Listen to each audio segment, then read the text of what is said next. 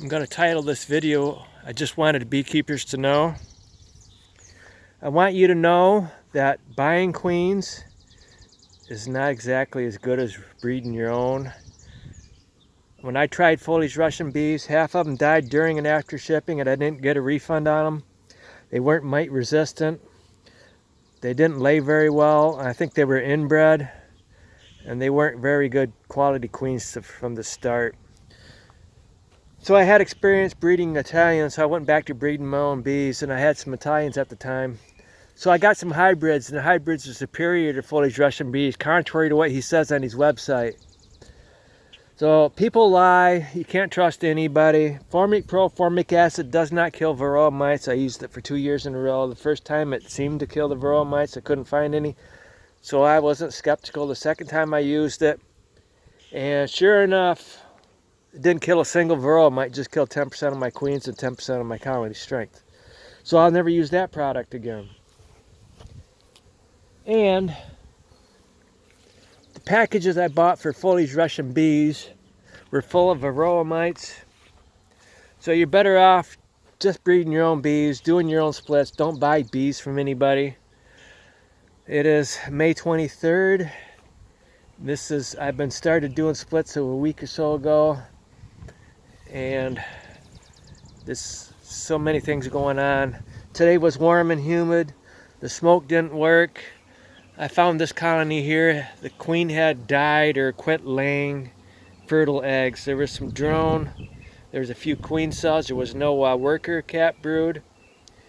So I went ahead and I made sure I took some brood out of 41. Some eggs I should say, so that they would have some good brood, because I like my mating nukes to have brood. I don't want them to run out of brood while they're waiting for the virgin queen to get mated. For some reason I seem to have a hard time getting a virgin queen mated when there's no actual brood in the colony. And I did a rotation on this. 5 was the actual colony, and then I added a split to it, and I rotated it just to get more bees into the other one. And these have been done a week or so ago. This one wasn't really all that large. I did one split off this one. This one was the large one. I ended up taking 2 frames of eggs, one for each one of those nukes over there, and I did 2 splits off of it. And then, like I was saying, the smoke didn't work today. It's hot and humid.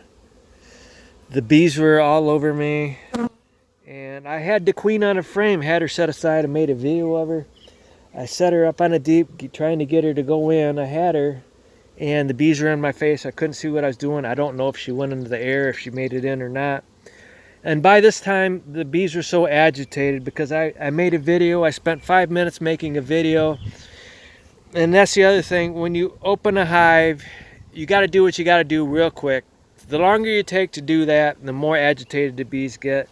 So I'm probably going to discontinue making videos after this video. I'm not gaining anything by doing this. I'm just trying to help out beekeepers, let them know not to waste your money by buying products from other people. I'm not into subscribers. I'm not into views. I'm not going to make any money doing this. And if it interferes with my skills as a beekeeper, I'm going to have to stop this summer. So anyway, I'm going to check that in a day or two, see if the queen's in there. If the queen's not in there, if I lost her. Sometimes you can come out an hour or two later and you'll find the queen on the ground with a bunch of workers, because they can find her a whole lot quicker than you will because they're pheromones. I haven't seen her yet. I'm kind of hoping maybe. I do believe a laying queen can fly. If you have a good quality, strong queen, she can fly if she wants to. She probably went into the air and went back into the hive. And I didn't go through all the frames because they were already agitated. I just put it back together and said, okay, that's enough. There's an older mating nuke there. And that queen there, I had moved them over to there. Those are 2018 queens. And for some reason, I checked 3 days later, the queen was gone.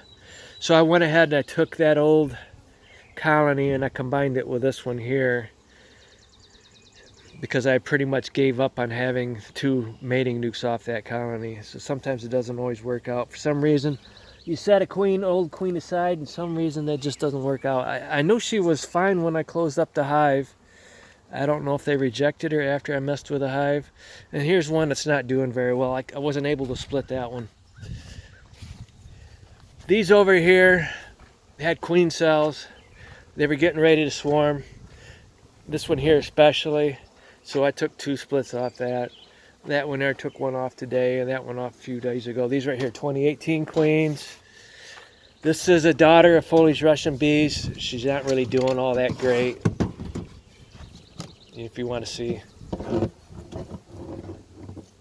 I haven't really actually split her yet. That one there, see the galvanized tops, if I have a galvanized top, that is a mating nuke, and the white tops are laying queens. That one goes to 53, that's a 2018 queen. But this queen here has never been all that great, but I kept her anyway. I really don't kill queens. I'm hoping that they actually get better through the years of breeding with Michigan Bee Works, commercial beekeeper. And here's some more mating nukes. Like I said, the white tops are the older queens, queen right. These haven't been split yet. And I'm moving these over. And I'm bringing out stuff out of my cellar, because once I move those over, I'm not going to be able to get in and out because I don't have the facilities to, see, I'm running out of, these are all mediums.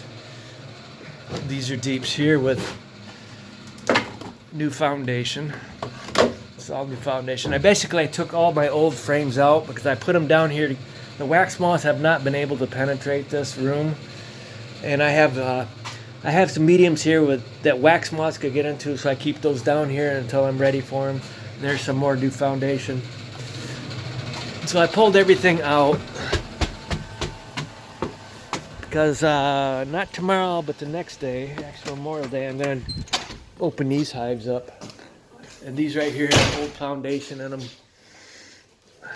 So I got them where I can get to them right away, because these are going to get moved down. Because I have one more. See, that's the important thing. You want to get prepped. You don't want to be wasting a lot of time moving stuff around, putting things together. So you want to have it ready. I'm going to go through these. I've got them all moved where they're going to go. If I find a colony isn't ready to split yet, I move on to the next one. And because I have a roof here, this stuff can sit here until eternity and nothing's going to happen to it. So if it's not ready to split, I move on to the next one. See, this one, if this one's ready to split, it goes in there. This one goes into there, and so on. These right here are small. These weren't ready to split. So, and then I've got my tops real handy. We got my galvanized here for my mating nukes, and then when I start getting laying queens, I get the whites. And I probably end up making more tops this year. And I do have some clover seed growing here. The chickens are locked up. So every day is a busy day when you're a beekeeper. Okay, thank you.